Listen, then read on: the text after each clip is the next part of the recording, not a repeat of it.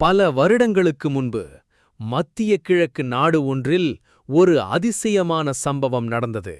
ஒரு நாட்டின் இளவரசர், அரச குடும்பத்தில் பிறந்தவர், அருமை, ஆடம்பரம், அதிகாரம் எல்லாம் இருந்தவர்.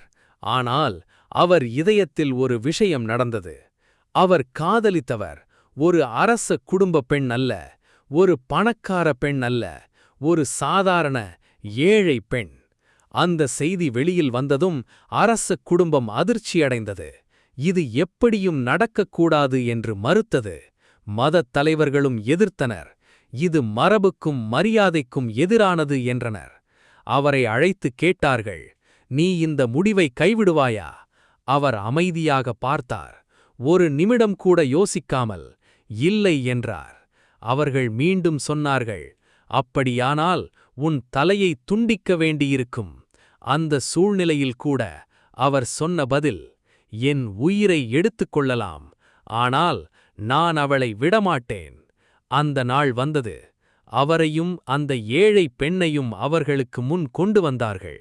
அந்த பெண் கண்ணீர் மலக்க அவரிடம் கெஞ்சினாள், ஐயா, தயவு செய்து என்னை விட்டுவிடுங்கள். நீங்கள் ஒரு அரச குமாரன். உங்களுக்கு ஏற்றவளாக யாராவது திருமணம் செய்து கொள்ளுங்கள். ஆனால் அவர் அவளை பார்த்து மெதுவாகச் சொன்னார், இல்லை, நான் உன்னை விடமாட்டேன் என்று. அந்த நேரத்தில் அந்த பெண்ணின் உள்ளத்தில் என்ன நடந்திருக்குமோ? என்னைப் போன்ற ஒரு ஏழைக்காக இவ்வளவு பெரிய ஒருவன் தன் உயிரையே கொடுக்கத் தயாராக இருக்கிறானே. அந்த அன்பு, அந்த தியாகம், அந்த உண்மை, அதை நினைக்கும்போது அவள் மனம் உடைந்திருக்கலாம். ஆனால் அதே நேரத்தில் அன்பால் நிரம்பியிருக்கவும் செய்திருக்கலாம். இன்று இந்த கதை ஒரு மனிதரைப் பற்றியது மட்டுமல்ல, இது இன்னும் பெரிய ஒரு உண்மையை நினைவுறுத்துகிறது. நம்முக்காக, நம்மைப் போன்ற பாவிகளுக்காக, நம்மை விடாமல், நம்மை கைவிடாமல் தன்னைத்தானே ஒப்புக் கொடுத்தவர் நம் அருமை இரட்சகர், தேவகுமாரன். நாம் தகுதியில்லாதவர்களாக இருந்தபோதும் அவர் நம்மை தேர்ந்தெடுத்தார். நாம் பலவீனமாக இருந்தபோதும் அவர் நம்மை நேசித்தார்.